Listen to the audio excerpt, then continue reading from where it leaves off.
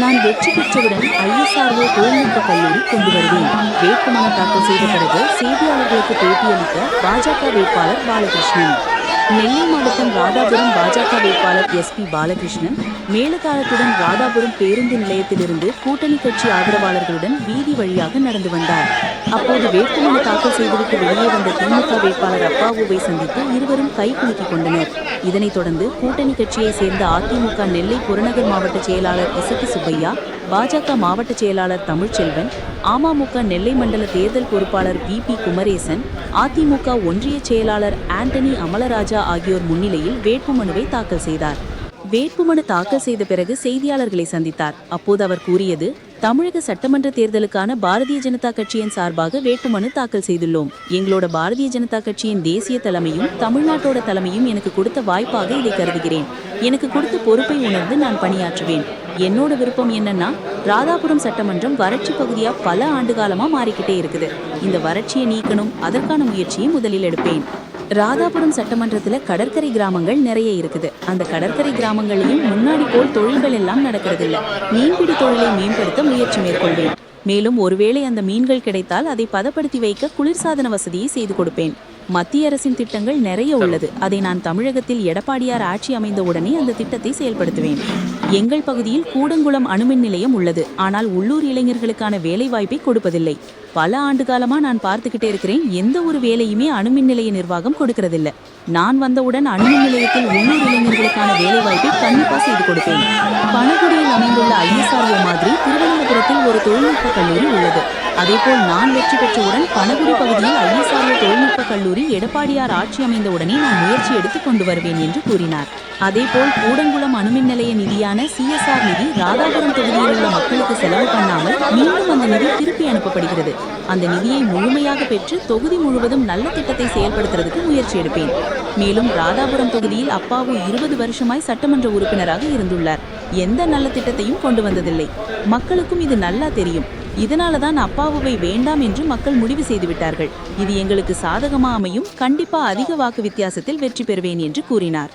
இந்நிகழ்ச்சியில் பாஜக தேசிய பொதுச் செயலாளர் பொன் ராதாகிருஷ்ணன், பாஜக தேசிய பொதுச் செயலாளர் மகாராஜன், திருநெல்வேலி தெற்கு மாவட்ட செயலாளர் தமிழ்ச்செல்வன், முன்னாள் பாராளுமன்ற உறுப்பினர் சவுந்தரராஜன், 15வது வார்டு கவுன்சிலர் ஜெயலட்சுமி, ஆந்திரா பாஜக செய்தி தொடர்பாளர் சுஹாசினி, செட்டிக்குளம் ஊராட்சி மன்ற தலைவர் அம்மா செல்வகுமார், திருநெல்வேலி தெற்கு மாவட்ட பொதுச் செயலாளர் சுரேஷ், மாநில பொதுக்குழு உறுப்பினர் கேசவன், மாவட்ட பாஜக வழக்கறிஞர் அணி மாவட்ட செயலாளர் ராம்நாத், MGR மன்ற துணை அமைப்பாளர் நாராயண பெருமாள், திசையன்விளை பேரூராட்சி தலைவி ஜான்சிராணி, அதிமுக பொதுக்குழு உறுப்பினர் செழியன், பாஜக மகளிர் அணி தலைவி நித்யா, அதிமுக ஒன்றிய செயலாளர்கள் பால்துரை, லாசர், KPK செல்வராஜ், அதிமுக முருகேசன் மற்றும் பாஜக, அதிமுக, அமமுக, தமாக, பாமக மாவட்ட மண்டல் நிர்வாகிகள் என பலர் கலந்து கொண்டனர்.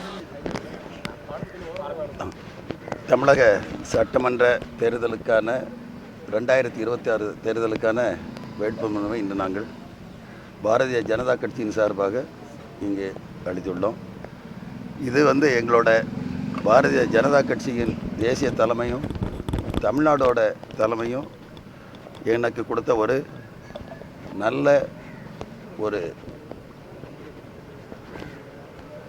ஒரு சம்பவமாக நான் இதை கருதுகிறேன். இப்படி இந்த கொடுத்த ஒரு பொறுப்பை நான் இந்த சட்டமன்றத்துக்கு ஒரு கடமை செய்யணுங்கிறத நான் உங்கள்கிட்ட தெரிவிச்சுக்கிறேன். எனதோட விருப்பம் என்னென்னா, இந்த சட்டமன்றத்தை செய்கிறதுக்கு முதல்ல நம்ம இந்த சட்டமன்றம் வறட்சி பகுதியாட்டு பல ஆண்டு காலமாக மாறிக்கிட்டே இருக்குது. இந்த வறட்சியை நீக்கணும். அதற்கான முயற்சியை நான் முத எடுப்பேன். இது என்னோட இது. அடுத்தால நம்ம சட்டமன்றத்தில் கடற்கரை கிராமங்கள் நிறைய இருக்குது. அந்த கடற்கரை கிராமங்கள்லையும் முன்னாடி மாதிரி இங்கே தொழில்கள்லாம் நடக்கிறதில்ல. அதற்கான அந்த தொழிலுக்கான முன்னெடுப்பு, ஒருவேளை அந்த மீன்கள் அதிகமாகப்பட்டு அதற்கான ஒரு வசதிகள் இல்லாமல் குளிர்சாதன வசதியை கூட நாங்கள் செய்கிறதுக்கான முயற்சியை கண்டிப்பாக செய்து கொடுப்போம். எங்கள் மத்திய அரசில் அதற்கான திட்டங்கள்லாம் இருக்குது. அதை நாங்கள் இங்கே எடப்பாடியார் ஆட்சி அமைஞ்ச உடனே அந்த திட்டத்தை முதல் நாங்கள் அதையும் செய்து கொடுத்துருவோம். அதே மாதிரி நம்ம இங்கே கூடங்குளம் இருக்குது, ஒரு பெரிய NPCL. அந்த கூடங்குளத்தில் இன்றைக்கு இங்கே லோக்கலில் எந்த வேலை வாய்ப்புமே இங்கே கொடுக்கறதில்ல. நான் பல ஆண்டு காலம் நான் பார்த்துட்ருக்குறேன். எந்த ஒரு வேலையுமே என்பிசியில் இருந்து கொடுக்கறதில்ல. நாங்கள் வந்த உடனே அந்த என்பிசிஎல்லில் லோக்கலில் உள்ள இளைஞர்களுக்கான வேலை வாய்ப்பை கண்டிப்பாக செய்து கொடுப்போம். இதுவும் எங்களோட ஒரு கொள்கையில் இருக்குது, என்னோட ஒரு எண்ணம். அதே மாதிரி ஐஎஸ்ஆர்ஓ பணகுடி இதை பல ஆண்டு காலமாக இங்கே இருந்துகிட்டு இருக்குது. அங்கேயுமே இதே பிரச்சனை தான். லோக்கலில் உள்ள இது யாருக்குமே வேலை கிடைக்கிறது இல்லை. அங்கே உள்ள சிஎஸ்ஆர் ஃபண்டு அதே மாதிரி என்பிசிஎல்லாக இருந்தாலும் சரி, ஐஎஸ்ஆர் இருந்தாலும் சரி, அந்த ஃபண்டையும் இங்கே யூஸ் பண்ணுறதில்ல. அவங்க எல்லாருமே அந்த ஃபண்டை மேக்ஸிமம் ரிட்டர்ன் பண்ணிடுறாங்க. அந்த அளவுக்கு இங்கே எதையுமே கொடுக்காம ரிட்டர்ன் பண்ணுறதுனால அந்த ஃபண்டை முழுமையாக இங்கே இந்த பகுதிக்கு யூஸ் பண்ணி நல்ல ஒரு திட்டத்தை செயல்படுறதுக்காக நாங்கள் பார்த்துக்கிட்டு இருக்கிறோம். ஐஎஸ்ஆர்ஓவில் அதே மாதிரி ஒரு தொழில்நுட்ப கல்லூரி, அதாவது இங்கே இந்தியாவில் ஒரு ஐஎஸ்ஆர்ஓ மாதிரி நம்ம திருவனந்தபுரத்தில் அந்த ஒரு காலேஜ் இருந்துகிட்டு இருக்குது. அதே ஒரு தொழில்நுட்ப கல்லூரியை ஐஎஸ்ஆர்ஓவில் அமைக்கிறதுக்கும் நாங்கள் ஒரு முயற்சி எடுப்போம். கண்டிப்பாக இதை எடப்பாடியார் ஆட்சி அமைஞ்ச உடனே மத்திய அரசும் இதுக்கு நிதிகளை ஒதுக்கி இதெல்லாம் செய்து கொடுக்க எங்களோட கடமையாக நான் நினச்சிட்டு இருக்கிறேன்.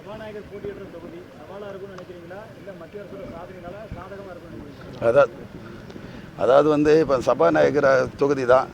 ஆனால் சபாநாயகர் 20 வருஷமாக ஆட்சி இது பொறுப்பில் இருந்திருக்காங்க. ஒரு சட்டமன்ற உறுப்பினராக இந்த பகுதியில் ராதாபுரம் சட்டமன்றத்தில் இருந்திருக்கிறாங்க. அவங்க ஒரு நல்ல திட்டங்களை இதுவரையில் நான் பார்த்ததில்லை. மக்களும் இதை நல்லா பார்த்துட்டாங்க. 20 வருஷ சட்டமன்ற உறுப்பினர் பண்ணின ஒரு செயலை இந்த நம்ம மக்கள் எல்லாமே பார்த்துட்டு அவங்கள டோட்டலாகவே இனி வேண்டாம் அப்படிங்கிற ஒரு முடிவு எடுத்திருக்கிறாங்க. இது கண்டிப்பாக எங்களுக்கு சாதகமாக அமையும்.